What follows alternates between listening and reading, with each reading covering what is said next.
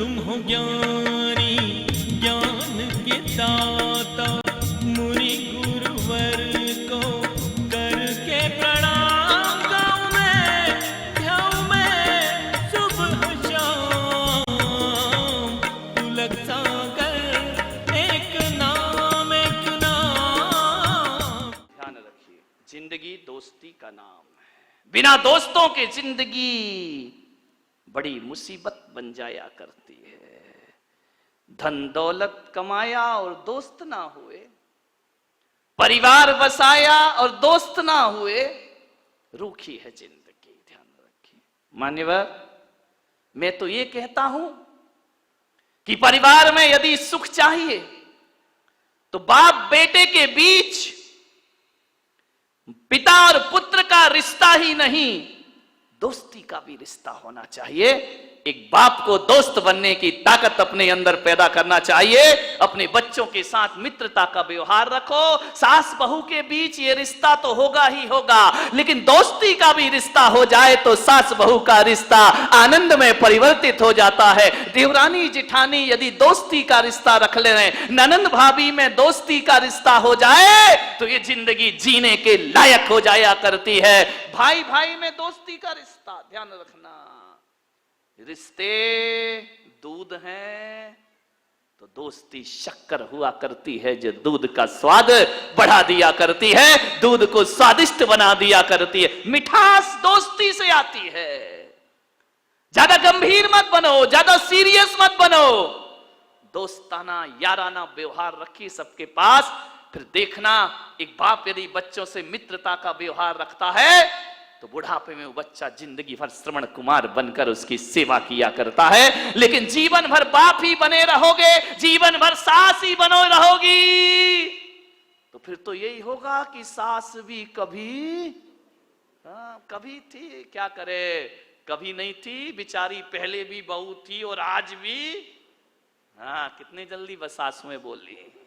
ध्यान रखिए, मित्रता का व्यवहार, दोस्ती का व्यवहार। एक बात याद रखना, जीवन में मिठास ला।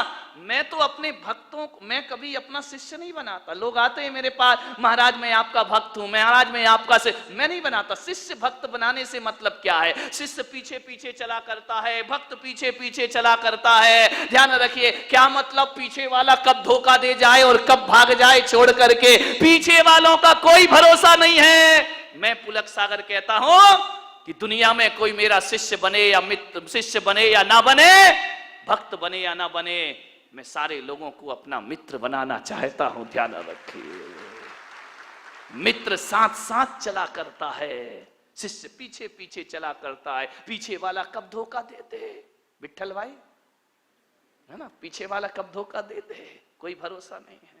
दोस्त बनो, मैं दोस्ती के लिए आमंत्रण देता हूं। गुरु और शिष्य के बीच दोस्ती का व्यवहार होना चाहिए, प्रेम का व्यवहार होना चाहिए। मेरे गुरु हैं आचार्य पुष्पदंत सागर जी महाराज। कभी उन्होंने हमें अनुशासन नहीं दिया, कभी हमारे प्रति कड़ा रुख नहीं अपनाया, कभी उन्होंने डांटा नहीं, फटकारा नहीं, दंड नहीं दिया। उन्होंने कहा कि मैंने शिष्य नहीं बनाए, मैंने तो दुनिया में मित्र बना करके मैं जी रहा हूं। और यही बात है कि आचार्य पुष्पदंत सागर के शिष्य उनसे दीक्षा लेने के बाद आज भी उनके लिए जी जान से समर्पित रहा करते हैं। ध्यान रखिए, दोस्ती का व्यवहार, दोस्ताना, पति पत्नी के बीच, पति पत्नी के रिश्ते हो तो हो, दोस्ती जरूर हो। फ्रेंडशिप डे आता है ना, एक दिन नहीं, डेली डेली डेली। लोग बोले कि आप ये धागा क्यों बांधते, मैंने कहा फ्रेंडशिप डे है। ध्यान रखिए, विचार करिए, ये कोई जादू नहीं, मंत्र नहीं, टोना नहीं, टोटका नहीं। मेरे कमरे में आते मौली बांध दो, ध्यान रखना, मैं कोई उसमें जादू टोना नहीं करता हूं, कोई मंत्र नहीं पढ़ता हूं, फिर भी लोग सम्मान से उसे बंधवाते हैं, लाइन लगी रहती, मेरा नंबर मेरा नंबर। मान्यवर इसलिए बांधता हूं कि धागा ना मंत्र है, ना तंत्र है, ना जादू है, ना टोना है, एक प्रेम की निशानी है, एक मित्र की निशानी है, उसे सीने से लगा करके जियो। ध्यान रखना, ये तो प्रेम के बंधन है, प्रेम के रिश्ते हैं। ये ईश्वर से प्रेम होना चाहिए। ईश्वर से भी दोस्ती का रिश्ता रखो। एक आदमी ने मुझसे पूछा, महाराज आपका खास दोस्त कौन है? मेरा खास फ्रेंड कौन? छोटा सा बच्चा था। बोले महाराज आपका दोस्त कौन है? मैंने कहा है मेरा दोस्त। तो बोले नाम बताओ। मैंने कहा नाम नहीं मालूम मुझे, नाम तो मुझे किसी के नहीं मालूम है। तो बोले फिर भी खास फ्रेंड कौन है? मैं आपसे निवेदन करता हूं, मैंने भी बहुत से दोस्त बनाए हैं। ये दोस्त नहीं कि फलाने चंद और ये चंद और वो चंद और ये। मेरा यदि कोई दोस्त इस धरती पर है, मेरा सबसे अच्छा दोस्त, बता दूं नाम, सबसे खास फ्रेंड, उससे मिलोगे? स्टेज पे बुलाऊं? यहीं बारामती में है। सबसे खास फ्रेंड जिसे मैं अपने आप से ज्यादा प्यार करता हूं, अपने आप से ज्यादा जिससे मुझे मोहब्बत है, जिसके बिना मैं रह नहीं सकता हूं, शुरू से मेरे साथ है, अभी भी मेरे साथ है। बुलाऊं मंच पे? कितने खुश हो रहे हो? हाँ बुला दो महाराज, तो हम भी उससे कुछ सेटिंग कर ले। ध्यान रखिए मान्यवर, मेरा भी दोस्त है, मेरा भी मित्र है। एक पत्रकार ने पूछा कि आपका सबसे अच्छा दोस्त कौन है? तो मैं पुलक सागर ने कहा कि मेरा सबसे अच्छा दोस्त जिसने आज तक मेरे साथ गद्दारी नहीं की, आज तक बेवफाई नहीं की, आज तक मुझे धोखा नहीं दिया, और आज तक मुझे उसने अकेले नहीं रहने दिया, और अकेले में वह मुझसे बात किया करता है। मेरा सच्चा दोस्त यदि कोई है तो मेरी किताबें मेरा सबसे अच्छा दोस्त है, मेरा साहित्य मेरा सबसे अच्छा। ऐसी दोस्त हैं किताबें। किताबों से अच्छा दोस्त कौन होगा? ध्यान रखना, ये दुनिया के दोस्त तो रूठ जाते हैं, मेरी किताबें मुझसे कभी नहीं रूठा करती हैं। ये दुनिया के दोस्त तो गलत राह दिखा देते हैं, लेकिन मेरी किताबें मुझे गलत राह नहीं दिखाया करती हैं। इन दुनिया के दोस्तों से कहो कि आओ मिलो मुझसे बात करो, वो कहते अभी व्यापार में बिजी हूं, दुकान में बिजी हूं। लेकिन जब जब अकेला होता हूं, किताबें मेरे साथ हुआ करती हैं, बिन बोले भी मुझसे बोलती हैं। किताबें कुछ नहीं बोलती, फिर भी जब जब पढ़ो तो लगता है मुझसे बातें कर रही हैं। ध्यान रखिए, सबसे अच्छी दोस्त किताब हुआ करती है। ध्यान, अच्छी किताब से अच्छा दोस्त दुनिया में कोई दूसरा नहीं हुआ करता। किताबों को दोस्त, मैंने किताबों से दोस्ती कर ली। दुनिया के दोस्तों की कोई भरोसा नहीं, ये कब पलट जाएं, आज दोस्त हैं कल दुश्मन बन जाएं। किताबें कभी दुश्मन नहीं बनती, और दुनिया के दोस्त तो गलत सलाह दे सकते हैं, लेकिन किताबें कभी गलत सलाह नहीं दिया करती हैं, वो अच्छी सलाह दिया करती हैं। मान्यवर, अच्छी किताब जरूर पढ़ा करो। मैं बिना पढ़े नहीं रहता हूं, मुझे पढ़ना जरूरी है। मैं कमरे में पढ़ता हूं, अध्ययन करता हूं, लोग सेवा करते रहते हैं, मैं अपनी किताब पढ़ते रहता हूं। ध्यान रखिए, वो मेरी सबसे अच्छी दोस्त है। वो मेरी बुद्धि को खराब नहीं होने देती, वो मेरे अंदर गलत विचार पैदा नहीं होने देती है। इसलिए आपसे निवेदन है कि अपनी जिंदगी में सुबह से शाम में एक आध किताब को अपना दोस्त बना लो मेरे भाई, तुम्हारी जिंदगी सवर जाएगी। मान्यवर, किताबों से अच्छा दोस्त कौन होता है? बड़ी वफादार है। दुनिया में वफादार दोस्त मिलना बहुत कम है, बहुत कठिन काम है ईमानदार दोस्त मिलना। वरना दोस्त बनकर के लोग दगा दिया करते हैं। ध्यान रखिए, पीठ पे छुरा भोंक दिया करते हैं। कल तक साथ थे, आज देखने को तैयार नहीं है। कल तक एक साथ उठते बैठते थे, आज वो स्थिति है कि मैं तेरी दुश्मन, दुश्मन तू मेरा, मैं नागिन तू सपेरा। ध्यान रखिए, उधर मत देखो। समझ गए क्या? विचार करिए। दोस्त वफादार, लोग कहते हैं आजकल ईमानदार दोस्त नहीं मिलते, आजकल वफादार दोस्त नहीं मिलते। मिलते हैं, ढूंढो, मिलेंगे, जरूर मिलेंगे। इस दुनिया में ईमानदारों की कमी नहीं है। मैं आपसे निवेदन कर रहा हूं, ईमानदार और वफादार दोस्त देखने को भटकते रहोगे जिंदगी भर। पूरा बारामती घूम लोगे, एक भी ईमानदार दोस्त नहीं मिलेगा तुमको। पूरा हिंदुस्तान घूम लो, एक भी ईमानदार दोस्त नहीं मिलेगा तुमको। मैं आपसे बड़ी विनम्रता से निवेदन कर रहा हूं कि ईमानदार और वफादार दोस्तों को तलाशने में जिंदगी बर्बाद मत करो।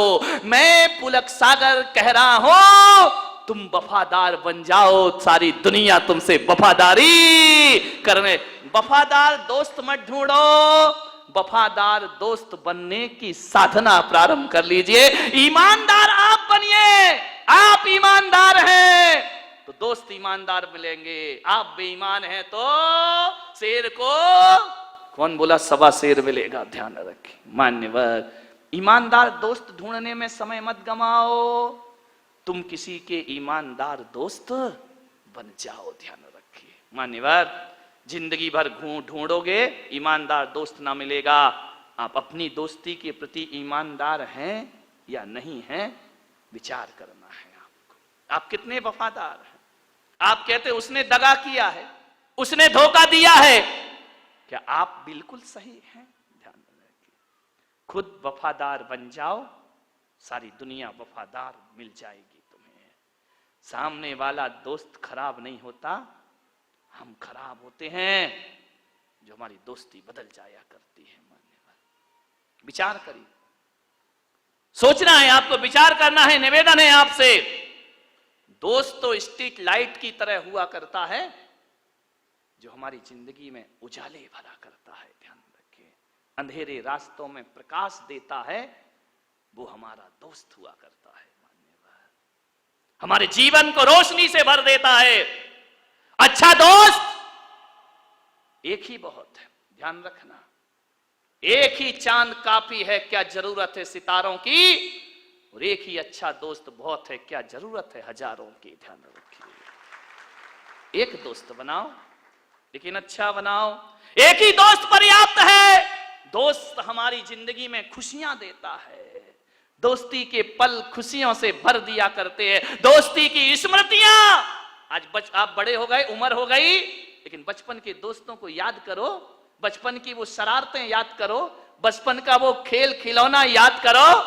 उनकी स्मृतियां भी हमें सुख से भर दिया करती हैं। मान्यवर, दोस्त खुशियों को दुगना करता है। मान्यवर, कोई भी खुशी ऐसी नहीं है अपने पास जो अपन दोस्त के साथ शेयर नहीं करते हों, और जब उस दोस्त के साथ अपनी खुशियां शेयर करते हैं तो हमारी खुशियों को दोस्त चौगुना बना दिया करता है, 10 गुना आनंद से भर दिया करता है। मान्यवर, दोस्त कैसा होना चाहिए?